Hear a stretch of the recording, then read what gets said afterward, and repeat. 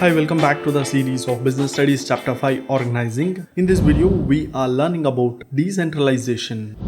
By the way, this is OBC online business class. Still not subscribed?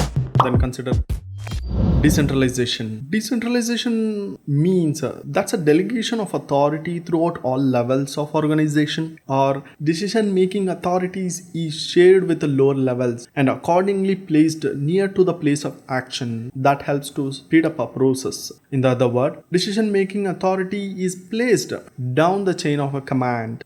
Moving on to the definition, Lewis Annan given a definition, that is, decentralization refers to systematic effort to delegate to the lowest level of authority except that which can be exercised at a central point. That means instead of controlling in central point, giving a power to the lowest level. Then we have a Henry Fowell saying about delegation. Everything which goes to increase the importance of the subordination roles is decentralization. Everything that goes to reduce the importance of subordination role is centralization. It's a short video trying to give a clarity about decentralization, and you'll learn more about this and a difference between delegation and decentralization in coming classes. If you like this video, click like and share. I hope this video helped you.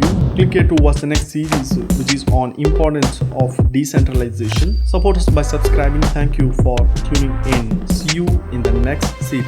Bye.